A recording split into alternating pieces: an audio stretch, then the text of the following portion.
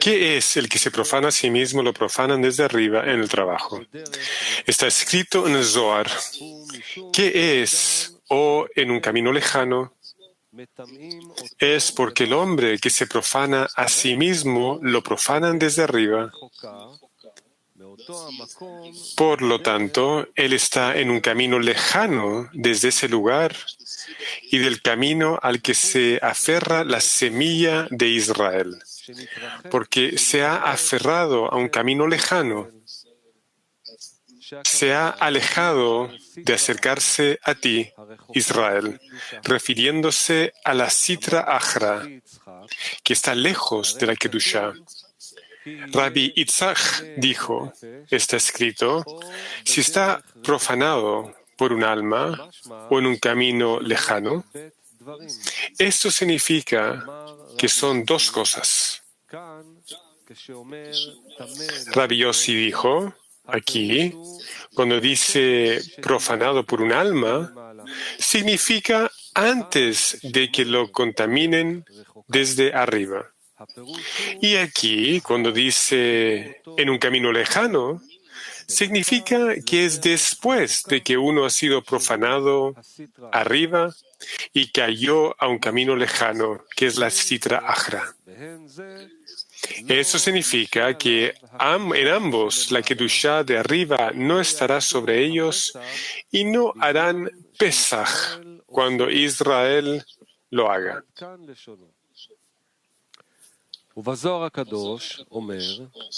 También en el Zohar dice, su reinado gobierna sobre todo. Por esta razón, la Shejinah se llama una ofrenda al Señor, una ofrenda quemada al Señor. Todo debe ser sacrificado al Señor y a su Shejinah. Después, la Shejinah imparte a todos, como está escrito, y da presas a su hogar, incluso comida para animales, e incluso para perros. Ella imparte todo para cumplir y su reinado gobierna sobre todo.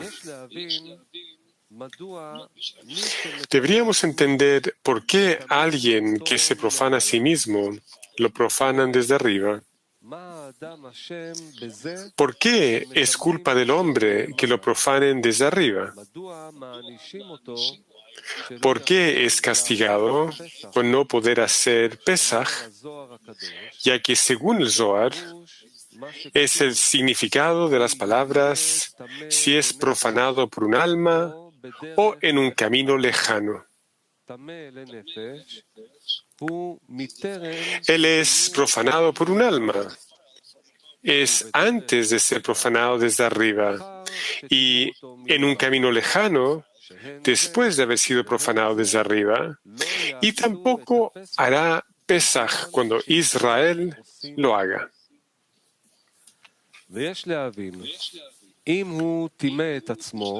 Deberíamos entender esto. Si se ha profanado a sí mismo, ya no puede hacer la ofrenda de Pesach.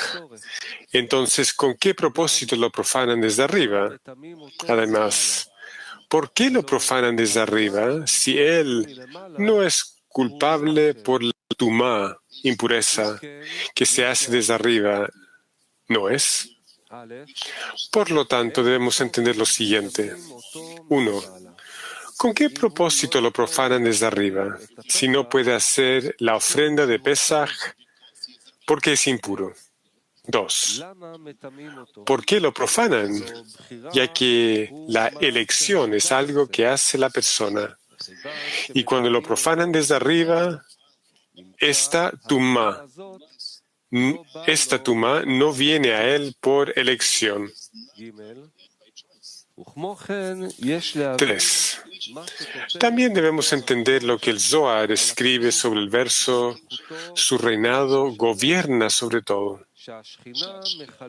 Que la Shejinah imparte alimentos a todos, animales y bestias, e incluso a perros y burros, que son las klipot. ¿Por qué la Shejinah debe proporcionarles alimentos, ya que son sus adversarios y enemigos de los Kedushá? Para entender lo anterior, primero debemos saber qué es la Kedushá y la Tumá en el trabajo.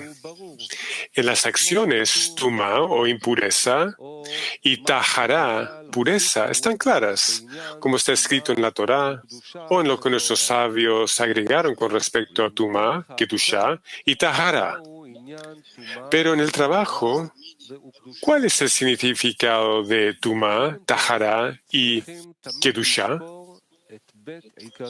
Primero debemos recordar siempre nuestros dos principios que siguen todas las conductas en el mundo y de las cuales tenemos conductas en el trabajo del Creador, que a menudo parecen estar en oposición.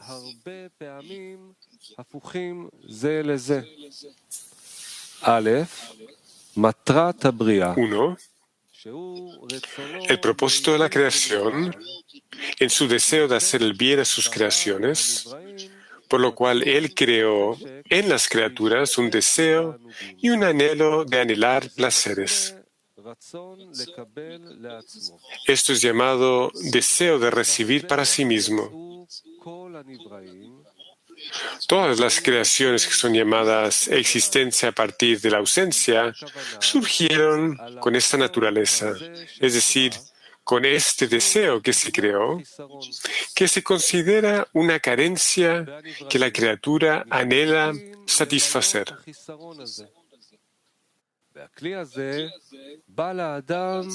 Este kli llega a la persona sin trabajo, ya que atribuimos este kli al Creador y no tenemos trabajo para expandir el kli, sin que donde sea que este deseo vea o sienta que tiene algún placer para recibir. Corre rápidamente ahí con todo el entusiasmo. Parece que va a satisfacer el deseo del Creador, es decir, lo que el Creador quiere, que las criaturas disfruten del placer que Él quiere darles.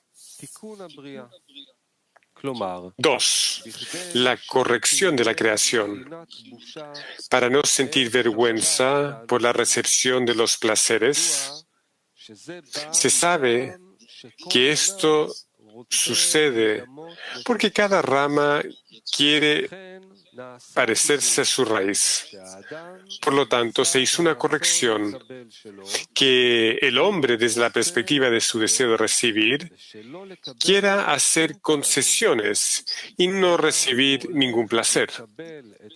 En cambio, viene a recibir los placeres porque el Creador quiere que las criaturas reciban deleite y placer, ya que este era el propósito de la creación. Entonces, no sentirá vergüenza, porque ahora hay equivalencia de forma, lo que significa que, como el Creador quiere otorgar, así las criaturas quieren otorgarle, para que Él disfrute, como Él dijo, y se hizo su voluntad. Y solo por eso quieren recibir deleite y placer. Sin embargo, este kli, llamado recibir con el fin de otorgar, es todo el contrario al kli llamado deseo de recibir para uno mismo, que atribuimos al Creador, quien lo creó como existencia a partir de la ausencia. Por lo tanto, si queremos trabajar solo en beneficio del Creador y no en beneficio propio, es un trabajo duro, ya que debemos luchar contra el kli que el Creador creó. De este trabajo surgen dos todas las carencias que conocemos, como la salida de las luces, la ruptura de las vasijas, la Kedushá, la Tumá, la Sitra Achra y las Klipot. Además, todos los nombres que vemos explicados en el Zohar y los libros de Kabbalah se extienden solo desde la corrección de la creación. Esto es así porque atribuimos los kelim de la corrección de la creación a las criaturas, como está escrito al comienzo del árbol de la vida, y como él explica en el estudio de las 10 Sefirot, que el primer deseo de recibir, llamado Malchut de Ein Sof, dijo que no quiere recibir con el fin de recibir, sino con el fin de otorgar. Naturalmente, si queremos ir en contra de la naturaleza que creó el Creador, que es un asunto opuesto, nos llega es por un duro trabajo. En los mundos superiores esto provocó la salida de las luces y la ruptura de las vasijas. Y luego surgieron las klipot y se hizo la distancia entre la Kedushá y la Tumá.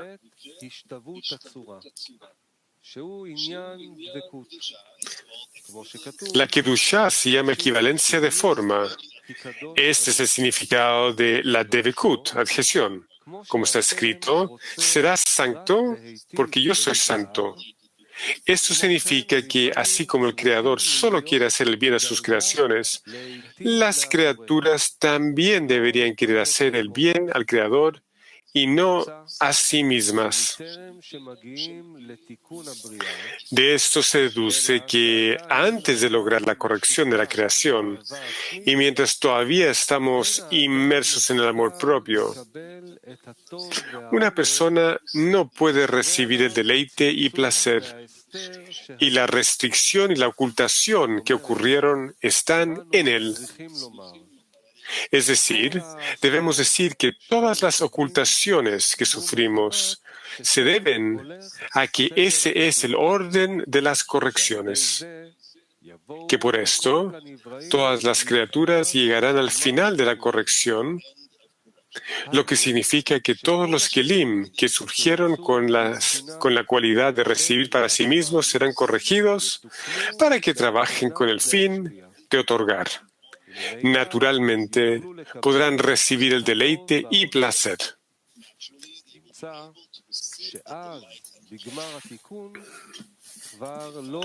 De ello se deduce que al final de la corrección ya no será necesario el simsum y el ocultamiento. Este es el significado de las palabras y tu maestro ya no se esconderá a sí mismo. Se deduce que la lejanía y la cercanía son que si una persona hace todo con el fin de otorgar, está cerca de la Kedushá. Como se dijo, serán santos. Si hace todo por su propio beneficio, está lejos de la Kedushá.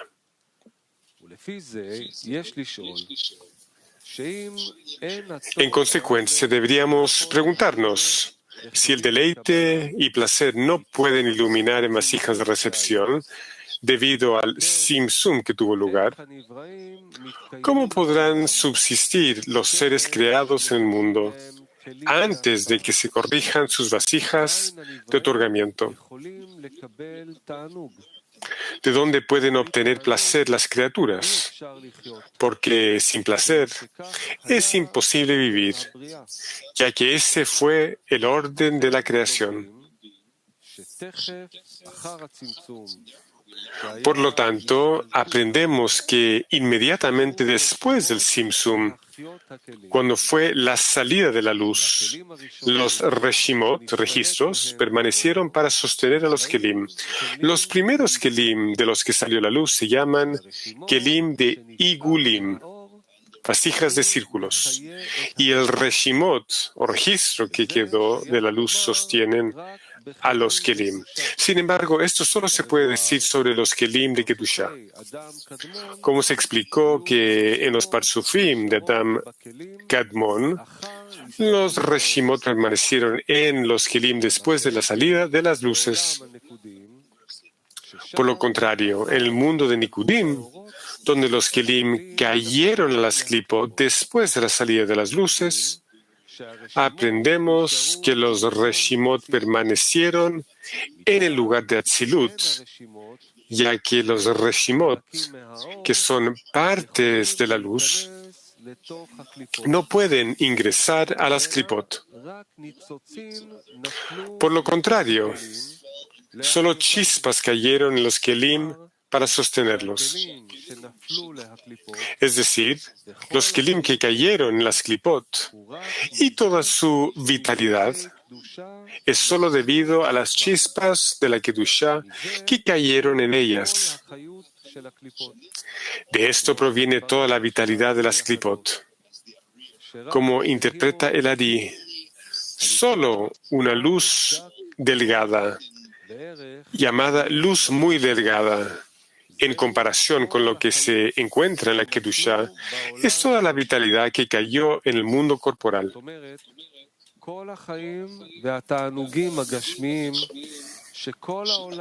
En otras palabras, toda la vida y los placeres corporales que todo el mundo persigue para obtener, porque siente que está en toda su vida, no son más que una luz muy delgada en comparación con los placeres espirituales. Y en los placeres espirituales estaba la intención de hacer el bien a sus creaciones, llamado el propósito de la creación. Con esto entenderemos por qué la Kedusha debe alimentar a las Klipot, porque de lo contrario no podrán existir, ya que el deseo de hacer el bien a sus creaciones hace que, si las criaturas no tienen deleite ni placer, no pueden existir y deben morir.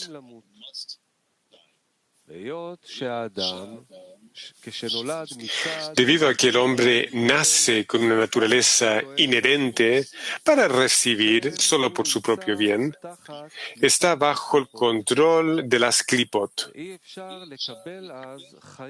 En ese momento es imposible recibir vitalidad de la Kedusha.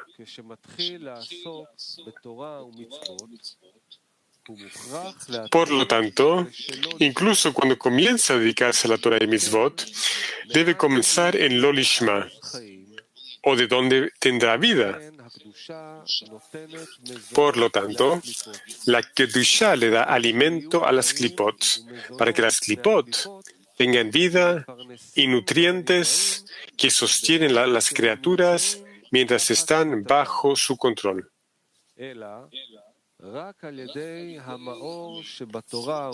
Solo a través de la luz que reforma la Torah y las Mitzvot, cuando alcanzan Lishma, es decir, cuando pueden trabajar con el fin de otorgar, entonces el ocultamiento llamado Simsum se alejan de ellos.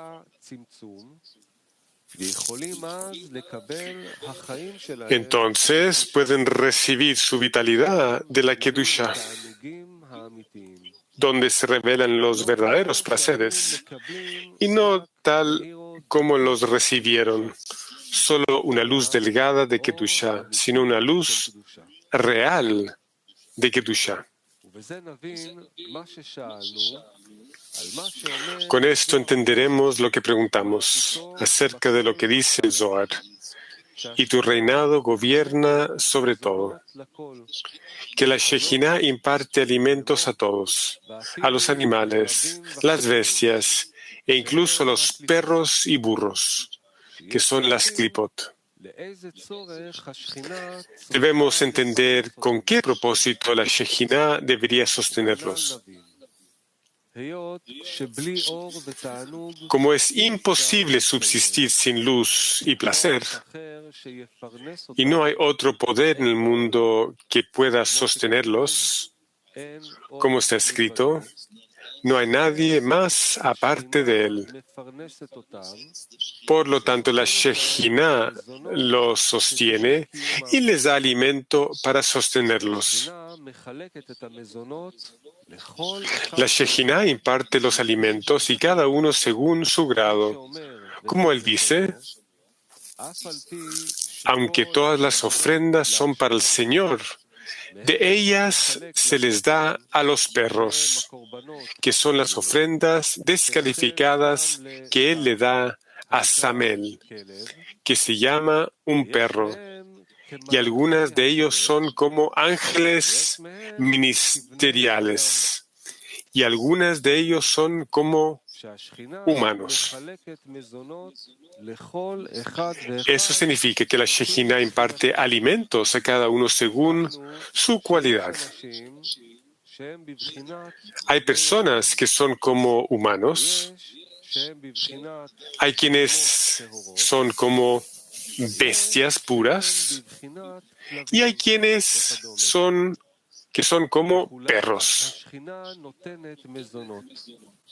La Shejinah imparte nutrientes a todos. Sin embargo, de acuerdo con los esfuerzos que uno hace para ascender a los peldaños de Kedushá, así es la abundancia que recibe. Es decir, si una persona llega a un punto en el que su único placer es servir al rey, recibe abundancia adecuada para la Kedushá. Si el hombre puede trabajar solo para recibir para sí mismo, recibe de acuerdo con su mérito. Por esta razón, aquellos que desean caminar en el camino de la verdad, pero no pueden sobreponerse al deseo de recibir para sí mismos, sino que quieren alimentos para poder sobreponerse, reciben de la Kedushá, que se llama la luz, en ella los reforma. Reciben alimentos según su preparación, es decir, reciben vitalidad al poder realizar actos de otorgamiento. Por el contrario, aquellos que todavía están como perros, como está escrito en el Zohar, que aúllan como perros, jav, jav, dar, dar, deben recibir vitalidad dentro de las vasijas de beneficio propio.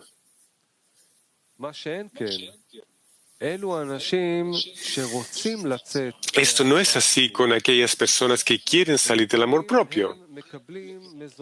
A veces reciben alimentos, lo que significa vitalidad de querer hacer con el fin de otorgar.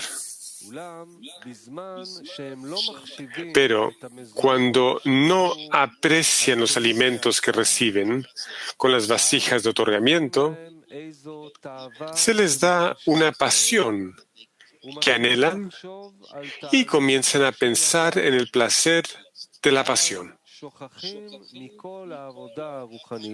En ese momento se olvidan por completo del trabajo espiritual y reciben un descenso inmediato hasta que ya no sientan la situación en la que se encuentran. En verdad, están en un estado de inconsciencia, lo que significa que no reconocen que existe la cuestión de la espiritualidad, en la que previamente se comprometieron con todo el corazón, pero de repente se han olvidado por completo de esto.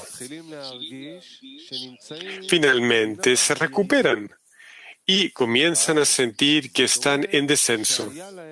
Sin embargo, es como si hubieran tenido un accidente de automóvil y se hubieran quedado inconscientes.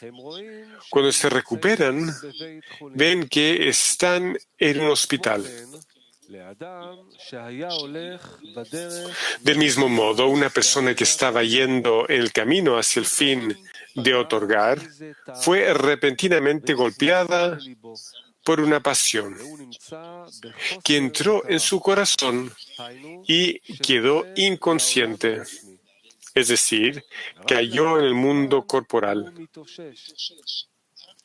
Después de un tiempo se recupera, lo que significa que escuchó un llamado desde arriba de que él no está bien. La cuestión de la pasión no es lo mismo para todos. A veces, una persona se encuentra con el pensamiento de que sería mejor para él trabajar por su propio beneficio y no en beneficio del Creador. Cuando este pensamiento lo golpea, se llama un accidente de tránsito. Si no vio el peligro de antemano, mientras todavía tuvo tiempo de superar el pensamiento para que no penetrara en su corazón, sin embargo, la forma de la pasión no es la misma para todos. En cada persona la pasión se viste de una forma diferente. Incluso dentro de la misma persona, no todos los tiempos son iguales. Y cada vez la pasión se viste en una persona de una manera diferente, todo de acuerdo con el tiempo. La pasión se parece a un cebo. Cuando queremos pescar, tomamos la caña y le colgamos un animal o un trozo de carne. Cuando el pez ve la carne, ve el placer que puede recibir de ella. Y cuando ve el placer, no tiene otro pensamiento. No tiene otros pensamientos. Y luego no puede concebir eso. Es decir, que si muerde el cebo, morirá, ya que el hombre lo sacará del agua para que muera. En ese momento no tenían interés en pensar en esto. Del mismo modo, cuando una persona ve alguna pasión, es un cebo que lo atrae a recibir esta pasión. Y luego no tiene tiempo para pensar que con esto morirá en el sentido espiritual, que todo el trabajo que pensó que debía hacer por el bien del Creador, cuando mira la pasión, es un cebo que lo saca del agua espiritual donde vivía. Y tan pronto como es sacado del agua espiritual, muere en espiritualidad y permanece inconsciente. En otras palabras, no es consciente de que ya ha muerto en la espiritualidad, porque ni siquiera recuerda que hay espiritualidad en el mundo y se olvida de esto. Sin embargo, después la recuperación llega al desde arriba y ve que ahora está en un estado de descenso. Es decir, durante el ascenso, miró todas las pasiones como algo separado de él, lo que significa que no se sintió atraído por ellas. Sintió que tenía en el corazón una fuerza de rechazo, que ni siquiera quería pensar en ellas. Pero de repente recibe una relación directa con ellas, lo que significa que se acercan a su mente y sentimientos, hasta el punto de que cuando se recupera, no comprende cómo se creó la relación entre ellos. Sin embargo, hay una regla. Cuando el superior desciende al lugar del inferior, se vuelve como él, es decir, se vuelven aparentemente juntos, sin ninguna distancia entre ellos, como lo habían mientras el superior estaba en su lugar arriba. Del mismo modo, cuando el inferior asciende al lugar del superior, recibe una relación común, como si siempre hubiera estado en el lugar superior. Él recibe distancia del estado del inferior. De acuerdo con la regla, cuando el inferior asciende al lugar del superior, se vuelve como él. De ello se deduce que este cebo es similar a la visión. La visión no es necesariamente con los ojos. Más bien, visión es también el pensamiento, es decir, la visión de la mente. En otras palabras, si surge algún pensamiento pecaminoso, ya sea en la mente o en el corazón, y hay una regla que el ojo ve y el corazón codicia, entonces al verlo ciertamente vendrá a codiciar. Y aunque una persona no puede ser considerada responsable de ver, es decir, cuando un pensamiento llega a una persona, ¿por qué es su culpa? O cuando de repente ve con los ojos, ¿qué puede hacer? Bala Sulam explicó, preguntando sobre lo que dijeron nuestros sabios.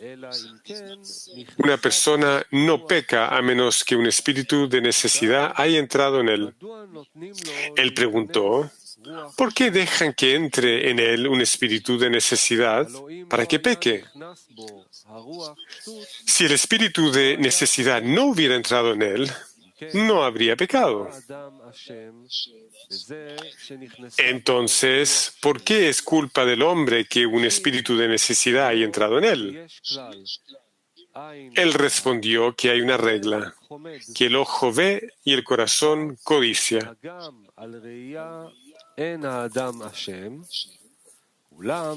De esto se deduce que, aunque ver no es culpa del hombre, pero si no se arrepiente de ver, aunque esto es como un error, debe llegar a codiciar, y codiciar ya es un pecado.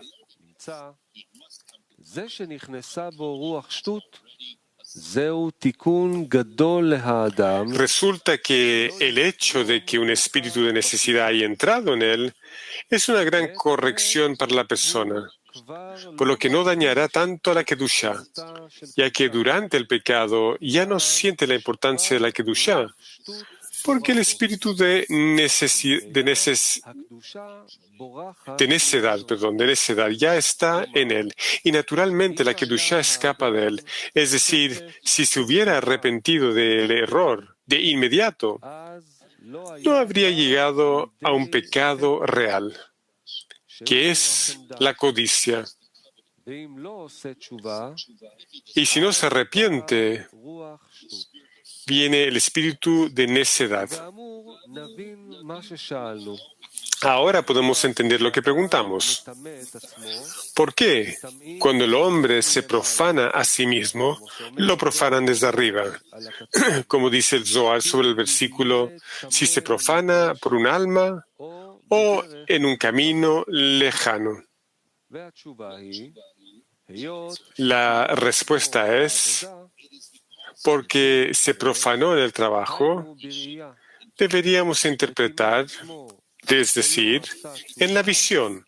Si se contaminó a sí mismo y no se arrepintió, deben profanarlo desde arriba, lo que significa que dejan que entre un espíritu de necedad en él. Esto es en beneficio del hombre, porque cuando uno trabaja sin razón, es como si trabajara sin intención de pecar, ya que no tiene ninguna razón por la que podamos decir que actuó deliberadamente. Por lo tanto, en eso que lo profanan desde arriba es una corrección y naturalmente no hay duda de por qué lo profanan, ya que con esto le hacen un favor. Naturalmente, si se profanó solo al ver, lo cual sin duda se considera un error, y más aún después, cuando se profanó por medio de la codicia, ya muestra que no está cerca de la Kedushá. Aunque ver fue por error, aún así, todavía no había un espíritu de necedad en él. Pero al momento de la codicia, él ya tenía el espíritu de necedad. Aunque podríamos cuestionar que cuando lo profanan desde arriba se encuentran dos cosas en él: ver y codiciar. Quizás quería decir que incluso cuando tenía una sola cosa, tampoco era digno de acercarse.